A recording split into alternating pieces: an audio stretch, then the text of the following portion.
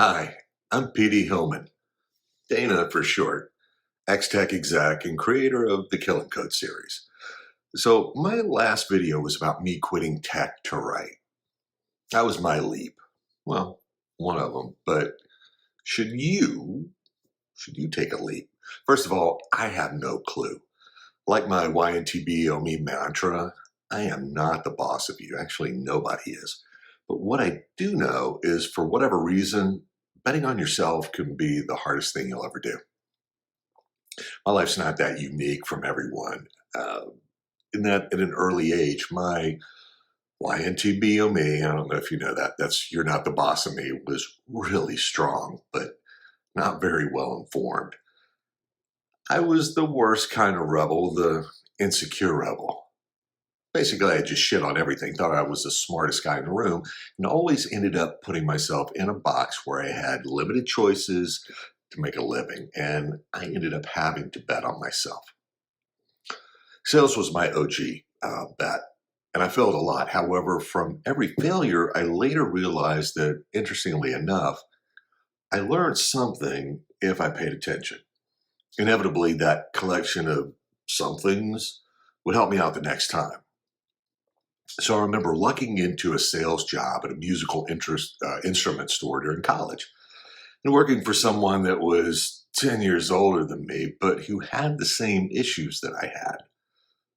However, instead of learning, making changes and pivoting when things were going to shit, he would continually double down on being the smartest guy in the room to continue to throw good money after bad, and was very successful in ignoring every life lesson that was being tossed his way. And I followed his lead and did the exact same thing until I didn't. So, no big spoiler alert here. The business ended up being a big smoking hole. I had invested money, and that was for me a lot of money at the time, lost it. God only knows why I actually invested because I knew how screwed up the business was, and was left looking for a gig. However, aside from learning how not to pay invoices and floating checks, back when there were checks, I did learn something. Because at that time, musical instruments such as synthesizers were moving from analog to digital. So fast forward, due to my interest in music, I learned the principles of digital communications. I began my path in tech in the first place, and my interest simply because I found music was the hook and became curious enough to learn something. Later, I realized that education, really, no matter where you get it, it costs a lot of money. Regarding the music store, well, yeah, I was well educated. That said, what I learned helped me get my first job in tech, and then later helped me take another big leap when I realized I had hit a ceiling and led me to start my own recruiting business with my ex-wife. So taking a leap is a big deal, but it doesn't necessarily mean blowing things up. And during my career, I've met a lot of people in the corporate context that take leaps. It could be a sales engineer taking on a role as a salesperson for more money, or a completely different industry pivot in the form of a chief technology officer for a voice over IP company deciding to be an urban farmer and grow leafy greens and herbs out of a shipping container.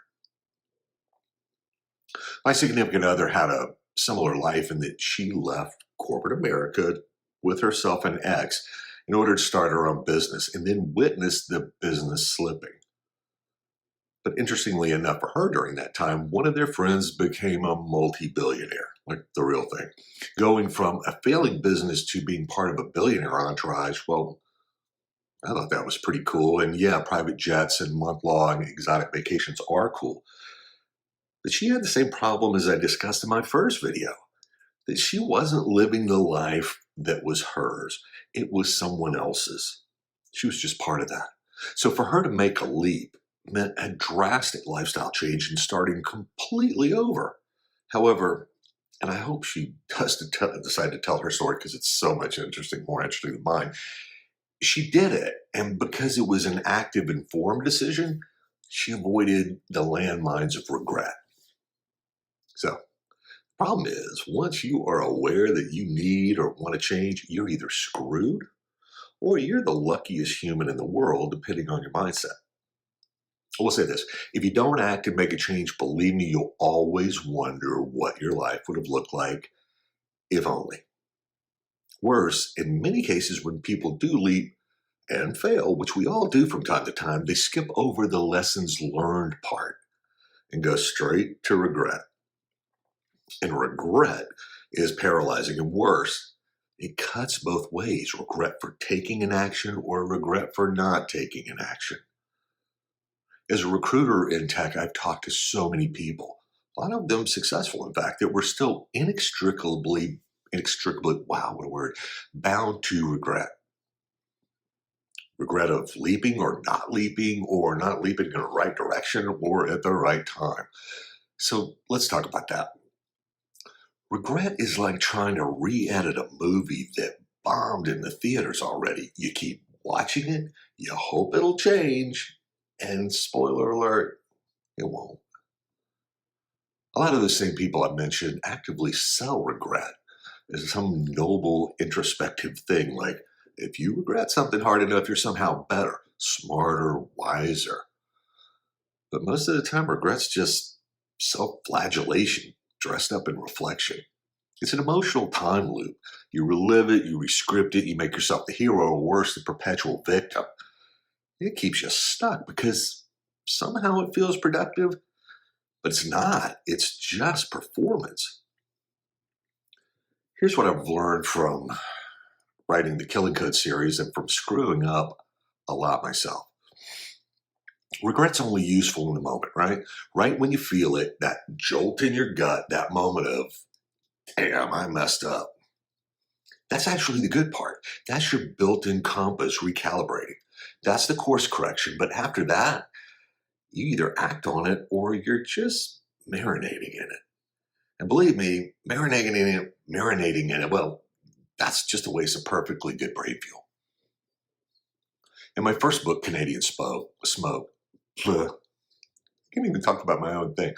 Canadian Smoke. Nobody gets to rewrite the past, not even in fiction. They deal, they burn, they adapt. One of the characters, and you'll know him when you meet him, is the walking embodiment of regret. He just keeps thinking that if he learns a little bit more, makes a little bit more money, or suffers a little louder, his life will get better. And interestingly, he spends more time shadowboxing future regrets for shit that hasn't even happened. It keeps him from taking a leap, making an active decision to chart a different path until someone else forces him, and that's the story. But let's face it, in our lives, you either make your leaps, make a series of active decisions, or deal with consequences and regrets of inaction. The point is, what do you do now? Not then, not if, not when, but now.